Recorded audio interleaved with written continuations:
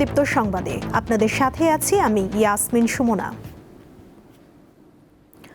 অবসান হলো সব জল্পনা কল্পনার। বাংলাদেশ জাতীয় ফুটবল দলের নতুন প্রধান কোচ হিসেবে দায়িত্ব পেয়েছেন টমাস ডুলি। সকালে বাফুফের সংবাদ বিজ্ঞপ্তিতে এই খবর জানায়।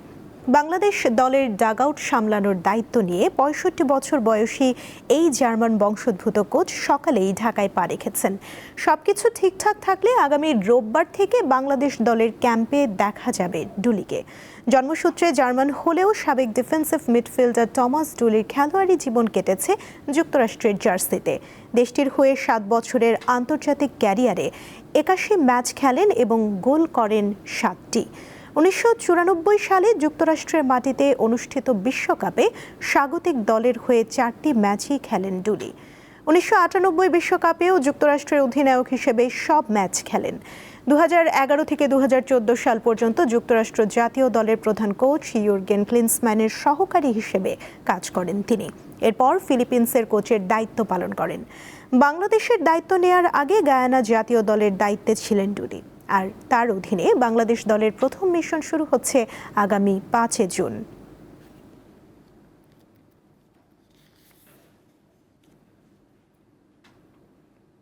গত কয়েকটি ঈদের মতো এবারও বাজারে নতুন টাকা ছাড়েনি বাংলাদেশ ব্যাংক। ফলে নতুন টাকা কিনতে রাজধানীর মতিঝিল ও গুলিস্তানে ভ্রাম্যমাণ দোকানে ভিড় করছেন ক্রেতারা।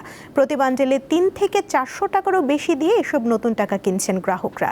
তবে প্রশ্ন রয়েছে, সাধারণ গ্রাহক ব্যাংক থেকে নতুন টাকা না পেলেও এসব দোকানি কিভাবে টাকা সংগ্রহ করছেন?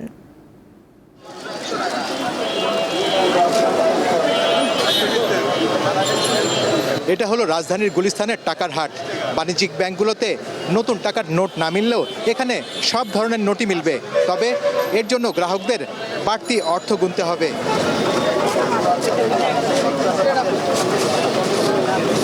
ঈদের আনন্দ ভাগাভাগি করার জন্য ছোটদের মাঝে যদি একটা নতুন নোট দেওয়া হয়, ওরা ১,০০০ টাকার চেয়েও বেশি খুশি হয়। এই জন্য আমরা এখানে নতুন নোট নেওয়ার জন্য আসছি। ব্যাংকে পাই না, তো এখানে ডাবল টাকা দিয়ে নিচ্ছি আমরা। বাচ্চারা নতুন নোটগুলো পেলে খুব খুশি হয়। ৫০০ টাকা দিতে ৬৫০ টাকা, আর ১০ টাকা দিতে ১২০০ টাকা, আর ২০ টাকা দিতে ২৪০০ টাকা, আর ৫০ টাকা দিতে ২০০ টাকা বেশি, আর ১০০ টাকা ৫০০ টাকা বেশি। যারা ব্যাংকের থেকে উঠায় ওরা আমাদের কাছে বেঁচে যায়, বিক্রি করে যায়, আমরা ওদের কাছে কিনে রাখি।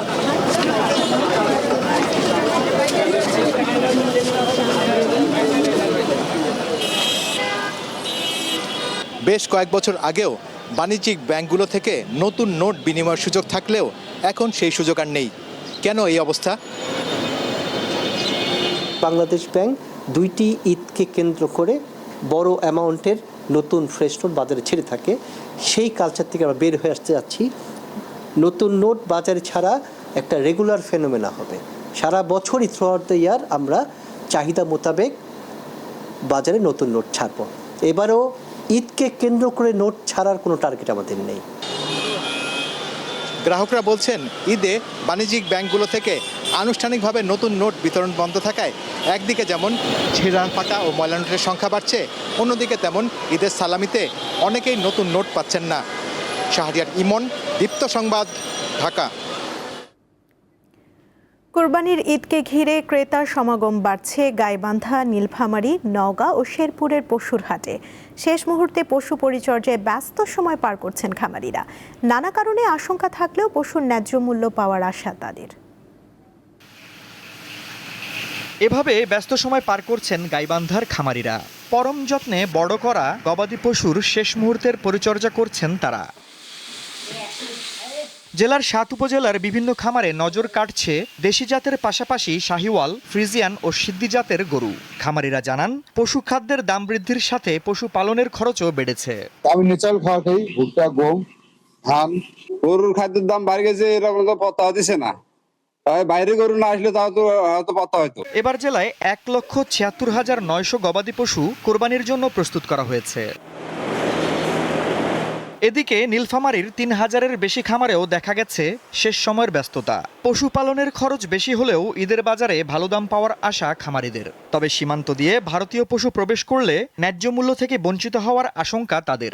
প্রাকৃতিক উপায়ে আমরা এই গরুগুলোকে লালন পালন করি, তারপর লালন পালন করে আমরা সুস্থ স্বাভাবিকভাবে আমরা ইনশাল্লাহ কুরবানির জন্য তৈরি করে থাকি। যেন আমাদের ভালোভাবে বাজারজাত করা যায় সেই উপলক্ষে আমরা গরুগুলো লাগাইছি এবং আমাদের খামারে অনেক লোক আসে, এখান থেকে গরু নিয়ে যায়। শেরপুর সদর উপজেলা সহ নালিতাবাড়ি, ঝিনাইগাতি ও শ্রীবর্দী পাহাড়ি অঞ্চলে রয়েছে 265টি ছাগলের খামার। এসব খামারে কোরবানির জন্য প্রস্তুত করা হয়েছে কয়েক হাজার ছাগল। প্রাকৃতিক খাদ্য দিয়ে লালন পালন করায় কাঙ্ক্ষিত দাম পাওয়ার আশা খামারিদের। এই ছাগল পালন আমরা মূলত আমাদের কোনো খরচ নেই। আমরা সকালে পাহাড়ে ছেড়ে দিই, পাহাড়ে ছেড়ে দিয়ে খুব সুন্দরভাবে খাই। সারাদিন পাহাড়ে খাওয়া দাওয়ার পরে সন্ধ্যায় একটু মোটামুটি তারা আইসা পড়ে। এমন লতা পাতা অনেকই আছে, এটা খাইয়া মোটা তাজা হয়। এবার নওগাঁয়ে কুরবানির জন্য প্রস্তুত করা হয়েছে 8 লাখ গবাদি পশু। 11টি উপজেলায় ছোট বড় ও প্রান্তিক পর্যায়ের 38,909 জন খামারি তাদের গবাদি পশু প্রস্তুত করেছেন। এখানে বিভিন্ন 3টা জাত আছে, শাহিওয়াল, দেশি আর ফ্রিজিয়ান ক্রস সার বাচ্চা মানে গরুগুলা। বাজারে যেগুলো বিভিন্ন উপাদান আমরা কেনাকাটা করতেছি, এগুলোর রেট একটু বেশি হওয়ার কারণে আমরা যদি এই পবিত্র ঈদুল আজহাতে মানে সঠিক মূল্য না পাই তাহলে আমরা লাভবান হতে পারবো না। এবছর নওগাঁয় কুরবানির জন্য গবাদি পশুর চাহিদা রয়েছে 3,86,000। আফরিদ হাসান, দীপ্ত, বার্তাকক্ষ। এবারে জানবো দিনাজপুরের আমবাড়ি হাটের খবর। সেখানে আছেন সহকর্মী সুলতান মাহমুদ, কথা বলবো তার সঙ্গে। সুলতান, ছুটির দিনে হাটে ক্রেতার সংখ্যা কেমন দেখছেন আর পশুর দাম নিয়ে তারা কি বলছেন, বিস্তারিত জানাবেন।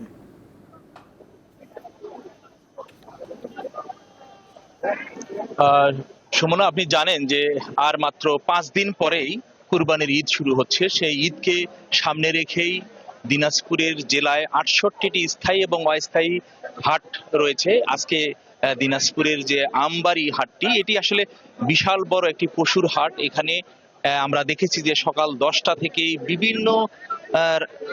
বিভিন্নভাবেই কিন্তু এই হাটে পশু নিয়ে আনা হচ্ছে। আমরা একটু দেখাতে যাচ্ছি আপনাকে। এই বিশাল বড় পশুর হাটে কিন্তু বিভিন্ন সাইজের যে গরু কিন্তু রয়েছে। এই গরু কিন্তু বিক্রেতারা তাদের খামারে থেকেও কেউ কেউ অনেক দূর দূরান্ত থেকেও কিন্তু ট্রাক যোগে কিন্তু এই বা মিনি ট্রাক যোগে কিন্তু এই পশুগুলো এই হাটে আনা হয়েছে। এই হাট আসলে মূলত জমজমাট ভাবে জমে উঠেছে। ক্রেতা এবং বিক্রেতাদের এত উপস্থিতি, তারা দেখে শুনে পছন্দের পশুটি ক্রয় করতে পারছেন।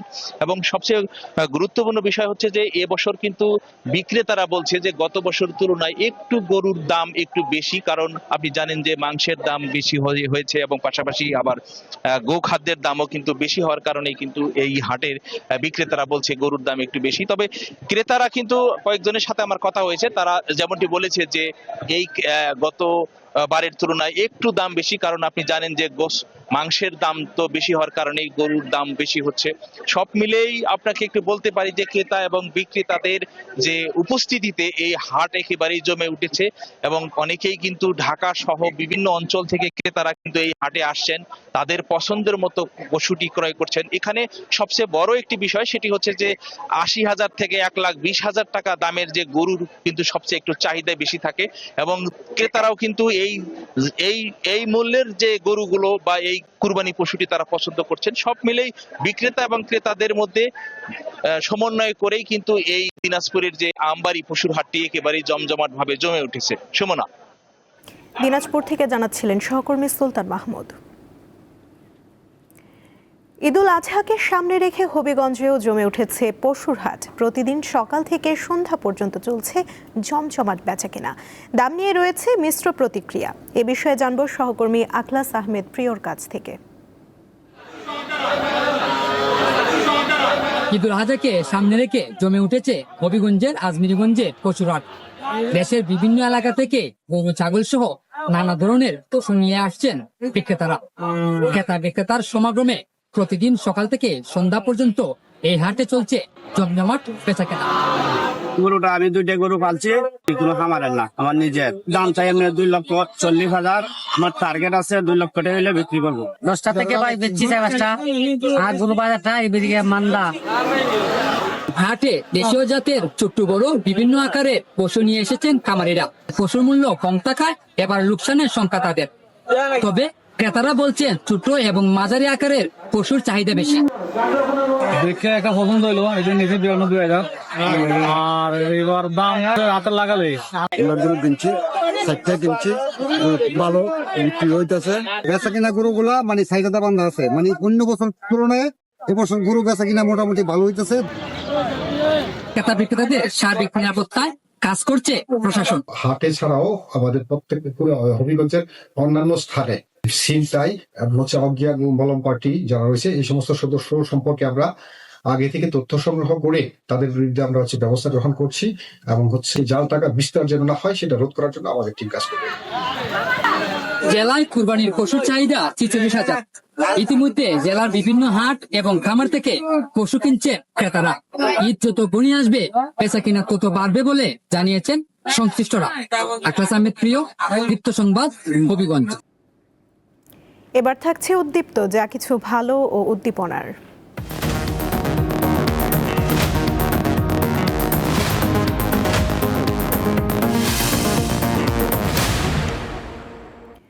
জ্যৈষ্ঠ মাস মানেই রসালো লিচুর মৌসুম। তবে বাজারে চড়া দামের কারণে অনেকের কাছে এই ফল থাকে অধরা। তবে পাবনায় রয়েছে এক ব্যতিক্রমী লিচু বাগান, যেখানে কোনো টাকা ছাড়াই ইচ্ছে মতো লিচু খেতে পারেন সবাই। গাছে গাছে থোকায় থোকায় দোল খাচ্ছে লাল টুকটুকে লিচু। আর সেই লিচু পেড়ে আনন্দে খাচ্ছে শিশু, কিশোর, বৃদ্ধ সহ নানা বয়সী মানুষ। তবে অবাক করার বিষয়, এই লিচু খেতে লাগছে না কোনো টাকা। পাবনার সাথিয়া উপজেলার আলোকদিয়া গ্রামের কৃষিবিদ মোস্তফা জামাল শামীম প্রায় ১.৫ যুগ আগে ৮ বিঘা জমির ওপর গড়ে তোলেন এই লিচু বাগান। বর্তমানে বাগানে রয়েছে ২০০রও বেশি লিচু গাছ। ফল পাকা শুরু হলে বাগান খুলে দেওয়া হয় সবার জন্য। আমি মাঝে মধ্যে আসি এখানে লিচু খাইতে, বা লিচু দেখতে আমার খুব ভালো লাগে। আমি নিজেও খাই বা আমার বন্ধু বান্ধবকেও নিয়ে আসি। মানুষ আসে, এসে সেই লিচু নিজ বাগান মনে করে খাচ্ছে আর কি। বিভিন্ন সামাজিক ও মানবিক কর্মকাণ্ডে দীর্ঘদিন ধরে যুক্ত থাকা মোস্তফা জামাল শামীম জানান, বাগানে কোনো সীমানা প্রাচীর নেই। মানুষের পাশাপাশি পশু পাখির জন্য উন্মুক্ত রাখা হয়েছে পুরো বাগান। ব্যবহার করা হয় না ক্ষতিকর রাসায়নিক। প্রথমে ছিল 24.5 বিঘা লিচু বাগান ছিল, পরবর্তী পর্যায়ে আসলে আমাদের বাগান কমায় দেওয়া হয়েছে। কমায় দেওয়া এখন আমাদের প্রায় 8 বিঘার মতো বাগান আমাদের এখনো অবশিষ্ট আছে। তো গাছ আমাদের এখানে আছে প্রায় 200-র মতো গাছ আছে। এই বাগানটার বড় বৈশিষ্ট্য হচ্ছে এই বাগানে কোনো কেমিক্যাল ফার্টিলাইজার, পেস্টিসাইড ইউজ করা হয় না। পাখি খাবে, বাদুড় খাবে, বিভিন্ন রকম আরও যে পাখি যেগুলো আছে তাদের অভয়ারণ্য এটা আমরা মনে করি। এটা কৃষি কর্মকর্তারা বলছেন, এমন মানবিক উদ্যোগ সমাজে ইতিবাচক বার্তা ছড়িয়ে দেয়। অন্যরাও এগিয়ে এলে সাধারণ মানুষ উপকৃত হবে। সাধারণ মানুষের জন্য উন্মুক্ত করে বিনা পয়সায় লিচু খাওয়ার ব্যবস্থা করা, এটা বিষয়ে আমরা অবগত হয়েছি। আমরা ওনার এই উদ্যোগকে স্বাগত জানাই। এই বাগানের লিচু কোনোদিন বিক্রি করা হয়নি। সঞ্জিদা প্লাবনী, দীপ্ত, বার্তা কক্ষ। কুড়িগ্রামের রাজারহাট উপজেলার একটি প্রত্যন্ত গ্রামের সুবিধাবঞ্চিত শিশুদের দেশীয় লোকগান ও বাদ্যযন্ত্র শেখাচ্ছে মায়ের তরী নামের একটি সংগঠন। মূলত প্রান্তিক শিশুরা এই সুযোগ পাচ্ছে। লালমনিরহাটেও এই কার্যক্রম চালাচ্ছে সংগঠনটি।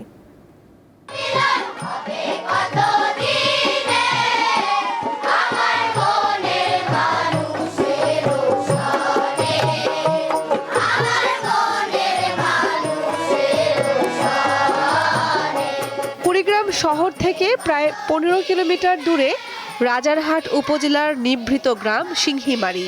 এখানে গড়ে ওঠা মায়ের তরী এক অন্যরকম সাংস্কৃতিক আঙিনা। প্রতি শুক্র ও শনিবার ভোরে বেজে ওঠে লোকগানের সুর।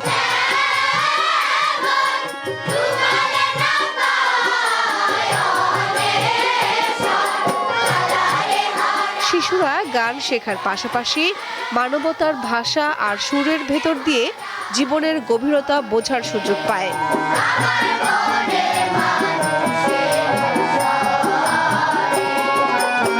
লালন গীতি, ভাওয়াইয়া, লোকসঙ্গীত, নানান ধরনের গান শিখেছি। আমি পড়াশোনার পাশাপাশি শিল্পী হতে চাই। এখানে লালন, ভাওয়াইয়া এবং অনেক লোকসঙ্গীত শেখানো হয়। দোতারা, বেহালা, সারিন্দা, তবলা, হারমোনিয়াম, বাঁশি আরও বিভিন্ন যন্ত্র। মায়ের তরী সংগঠনের মাধ্যমে কুড়িগ্রামে ও লালমনিরহাটে ৬ শতাধিক শিক্ষার্থী লোকগান ও বাদ্যযন্ত্র শিখছে। এর সঙ্গে আমাদের ভবিষ্যৎ পরিকল্পনা, শুধু বাচ্চারা এখন সুযোগ পাচ্ছে, বাচ্চারা শিখছে, এর সঙ্গে প্রবীণদেরকে নিয়ে কিছু করার ভাবনা চলছে। সংগঠনটির যাত্রা শুরু হয় 2016 সালে। এই উদ্যোগের পেছনে আছেন নরওয়ের কবি, গবেষক ও আলোকচিত্রী ওয়েরা সেথের। ব্রহ্মপুত্রের চরে বন্যা পরবর্তী জীবনচিত্র ধারণ করতে এসে তিনি মুগ্ধ হন বাংলার লোকসঙ্গীতে। সেই মুগ্ধতা থেকেই সঙ্গীতের মাধ্যমে প্রান্তিক মানুষের জীবনে মানবতার আলো ছড়িয়ে দেওয়ার স্বপ্ন দেখেন তিনি। তাহলে একটা চেষ্টা করতে শুরু করেছিলাম আর এখনো করছি। এই মাটির গান, এই ভাবের গান থাকুক। বাচ্চাদের মনে যদি না থাকে তাহলে কম সময়ের মধ্যে কারো মনে থাকবে না। মায়ের তরী সম্পূর্ণ বিনামূল্যে শিশুদের লালন গীতি ও ভাওয়াইয়া গান সহ নানা ধরনের গান ও বাদ্যযন্ত্র শেখায়। কামরুন নাহার, দীপ্ত, বার্তাকক্ষ। ঢাকার ঐতিহ্যবাহী সেন্ট জোসেফ উচ্চ মাধ্যমিক বিদ্যালয়ের লাইব্রেরিকে আধুনিকায়ন করা হলো মোবাইল আর্থিক সেবাদানকারী প্রতিষ্ঠান বিকাশের উদ্যোগে। উন্নত পরিবেশ ও পরিসরে নির্বিঘ্নে বই পড়ার সুযোগ তৈরি করে শিক্ষার্থীদের জ্ঞান চর্চাকে আরও সম্প্রসারিত করতে সামাজিক দায়বদ্ধতা কর্মসূচির আওতায় এই উদ্যোগ নিয়েছে বিকাশ। সেন্ট জোসেফ স্কুলের সাবেক শিক্ষার্থী ও প্রয়াত বিকাশ কর্মকর্তা মাহফুজ সাদিক স্মরণে লাইব্রেরির অবকাঠামোগত আধুনিকায়ন করা হয়েছে। পাশাপাশি ইন্টারনেট সুবিধা সম্বলিত ও উন্নত কনফিগারেশনের বেশ কয়েকটি ডেস্কটপ কম্পিউটার এখানে স্থাপন করা হয়েছে। এ উপলক্ষে সম্প্রতি স্কুল প্রাঙ্গণে একটি বিশেষ স্মরণ সভা আয়োজন করা হয়। উপস্থিত ছিলেন বিকাশের প্রধান নির্বাহী কর্মকর্তা কামাল কাদির, স্কুলের অধ্যক্ষ ব্রাদার লিও জেমস পেরেইরা ও শিক্ষক শিক্ষার্থী সহ অনেকেই।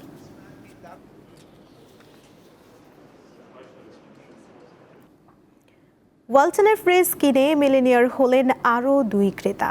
তারা হলেন রাজধানীর দক্ষিণখানের মাহমুদুল হাসান এবং নাটোরের বাগাতিপাড়া উপজেলার আফরোজা বেগম। দেশজুড়ে চলমান ওয়ালটন ডিজিটাল ক্যাম্পেইন সিজন 2024-এর আওতায় এই সুবিধা পান তারা।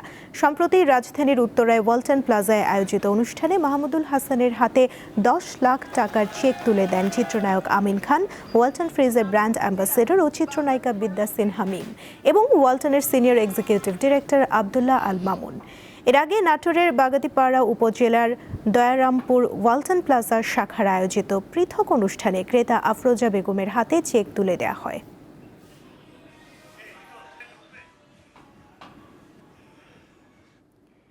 এবারে আন্তর্জাতিক প্রসঙ্গ। যুক্তরাষ্ট্র ও ইসরায়েলের বিমান হামলায় ইরানের সামরিক কাঠামোর ব্যাপক ক্ষয়ক্ষতি হয়েছে বলে এতদিন ধারণা করা হচ্ছিল, যা তেহরানের পক্ষে দ্রুত এই ক্ষতি পুষিয়ে নেওয়া সম্ভব নয় বলেই ধারণা করেছিলেন বিশ্লেষকরা। তবে এবার মার্কিন গোয়েন্দা তথ্যে মিলেছে সম্পূর্ণ ভিন্ন চিত্র। ইরান তাদের সামরিক ও প্রতিরক্ষা শিল্প খাত দ্রুত গতিতে পুনর্গঠন করছে। গত এপ্রিলের শুরুতে কার্যকর হওয়া 6 সপ্তাহের সাময়িক যুদ্ধবিরতির সুযোগে তেহরান পুনরায় ড্রোন উৎপাদন শুরু করেছে। মার্কিন গোয়েন্দা সূত্রের বরাতে তথ্য প্রকাশ করেছে CNN। প্রতিবেদনে বলা হয়, ইরান তাদের সামরিক সক্ষমতা পুনর্গঠনে ট্রাম্প প্রশাসনের অনুমোদনের চেয়ে অনেক কম সময় নিচ্ছে। যুদ্ধক্ষেত্রে ধ্বংস হওয়া ক্ষেপণাস্ত্র ঘাঁটি, লঞ্চার বা ক্ষেপণাস্ত্র নিক্ষেপক এবং প্রধান অস্ত্র উৎপাদন কারখানাগুলো তারা অত্যন্ত দ্রুততার সঙ্গে মেরামত করে ফেলছে। ভারতের পশ্চিমবঙ্গে গরু ও মহিষ জবাই নিয়ে রাজ্যের বিজেপি সরকারের জারি করা নোটিশ বহাল রেখেছে কলকাতা হাইকোর্ট। এতে করে এবারের ঈদে রাজ্যটিতে গরু ও মহিষ কুরবানির পথ বন্ধ হয়ে গেল। গত 13ই মে বিজেপি সরকার একটি নোটিশ জারি করে। এতে 1950 সালের আইন ও 2018 সালে হাইকোর্টের দেয়ার রায় কড়াকড়িভাবে মানতে হবে বলে উল্লেখ করা হয়। অর্থাৎ অনুমতি ছাড়া মহিষ ও 14 বছরের কম বয়সী গরু জবাই করা যাবে না। এবারে খেলার খবর। 6 মাস আগে হয়ে যাওয়া বাংলাদেশ নেপাল রাগবি সিরিজের ব্যয় নিয়ে প্রশ্ন তুলেছেন ফেডারেশনের সাবেক এক কোচ। তার দাবি, কিছু লোকের পকেট ভর্তি অতিরিক্ত খরচ করেছে বর্তমান কমিটির কর্তারা। যদিও ফেডারেশনের প্রধান নির্বাহী ও সাধারণ সম্পাদক এই অভিযোগ অস্বীকার করেছেন। গত বছরের অক্টোবরে 7 ও 15 সাইডের দুটি সিরিজ খেলতে ঢাকায় আসে নেপাল রাগবি দল। সিরিজ জয় করে আনন্দে ভাসলেও অতিথিদের আপ্যায়ন সহ আতিথেয়তার হিসাব নিকাশ নিয়ে প্রশ্ন তুলেছেন রাগবি ফেডারেশনের সাবেক কোচ মোহাম্মদ আশিক হোসেন। বর্তমান কমিটিতে যারা আছে এরা অতিমাত্রা একজন দুইজনের উপরে নির্ভরশীল। তারা ইসি মেম্বারদের সাথে বসতেছে না, ইসি মেম্বাররা হচ্ছে এখানে অনুপস্থিত থাকতেছে, অনেক কিছু জানতেছে না। এতে হচ্ছে কি এই যে ফেডারেশনের যে বাজেট, ফেডারেশনের যে টুর্নামেন্ট, এই যে বিষয়গুলা, এগুলো তো অনেক গরমিল হচ্ছে। ওই জাঁকজমকের চিন্তা করতে গিয়ে এদিক সেদিক টাকা পয়সা অপচয় করতেছে। আমার যেটা মূল কাঠামো, আমার যেটা ভিত্তি প্রস্তরটা যেটা শক্ত করে দিবে, সেটা হচ্ছে আমার প্র্যাকটিস, সেটা হচ্ছে আমার কোচ, সেটা হচ্ছে আমার ইকুইপমেন্ট, সেটা হচ্ছে আমার খেলোয়াড়। সেটা থেকে তারা তাদের যে ফোকাসটা সেটা থেকে সরে যাচ্ছে। তবে এই অভিযোগ ভিত্তিহীন বলে দাবি করেছেন ফেডারেশনের নির্বাহী কর্মকর্তা। আমাদের কাছে প্রমাণ নিয়ে আসেন, সমস্যা না, আমরা আপনাদের দেখবো, যদি আপনারা সঠিক হন ইটস ওকে, তাহলে আপনারা এইভাবে ব্যবস্থা নেবেন আমাদের এগেনস্টে, কোনো ঝামেলা। কিন্তু তারা এখন পর্যন্ত এটা দেখাতে পারেনি 38 লাখ টাকা কীভাবে গেছে। আমাদের খরচ হচ্ছে 25 লাখ সামথিং। 38 লাখ টাকা খরচা কোনো, এটা বড় একটা হচ্ছে মিথ্যা কথা ছিল। নতুন কমিটি আসার পর আমাদের কিন্তু টুর্নামেন্টের মানে যে ফেস এবং হচ্ছে আমাদের যে একটা ওয়ে, একটা পাথওয়ে একটা কিন্তু ক্রিয়েট হয়েছে নতুন করে, এটা অনেক সুন্দরভাবে আগাচ্ছে। এখন এই জিনিসটাকে প্রতিহত করার জন্য লাস্ট কমিটি তাদের 2-1 মানুষকে দিয়ে, সবাই না 2-1 মানুষকে দিয়ে জাস্ট চেষ্টা করতেছে যে যাতে আমরা এই ডেভেলপমেন্টটা করতে না পারি। কোচ আশিক হোসেনের অভিযোগ, বর্তমান অ্যাডহক কমিটি টুর্নামেন্ট আয়োজন করছে, তবে আদতে ফেডারেশনের কোনো উন্নয়ন হচ্ছে না। তবে সাধারণ সম্পাদক বলছেন, বর্তমান কমিটিকে প্রশ্নবিদ্ধ করতেই এ ধরনের অপপ্রচার চালানো হচ্ছে। যারা বিতর্কিত কথা বলে তারা কিন্তু এইগুলি হাইলাইট করে না। এখন নেগেটিভ কথা তো মানুষ বলবেই। আমি নেগেটিভটাকে পজিটিভ এনার্জি নিয়ে সামনে আমরা আগে যাচ্ছি। আর্মি যারা রিটায়ারিং প্লেয়ার, যারা ইন ফিউ ইয়ার্স রিটায়ার করবে, এদেরকে সবাইকে ওয়ার্ল্ড রাগবি আপনার লেভেল 1 কোচিং কমপ্লিট করেছি। এটা নিয়ে কেউ কোনো কথা বলতেছে না। ইভেন পারলে আমরা আর্মি মিলিটারি যারা অফিসার আছেন ওদের বলছি আপনারাও করে নেন, বিকজ ফিউচারে রাগবি জিনিসটা যেন আরও স্প্রেড আউট হয়। রাগবির আন্তর্জাতিক প্রতিযোগিতায় নিয়মিত অংশ না নেয় গত 2 দশকে পূর্ণাঙ্গ জাতীয় দল গঠিত হয়নি। এটা কখন এশিয়া রাগবি আপনাকে অ্যালাউ করবে? যখন তারা দেখবে যে আপনারা বাংলাদেশে বড় ইভেন্ট করার ক্যাপাবিলিটি রাখেন। That's what we did. Parvez Khokon, Deepto sports. এই ছিল এখনকার মতো। পরবর্তী সংবাদ দুপুর 2টায় দেখার আমন্ত্রণ রইল। এছাড়া আরও তথ্য পেতে যুক্ত থাকুন দীপ্ত ডিজিটাল প্ল্যাটফর্মের সাথে। ধন্যবাদ সবাইকে।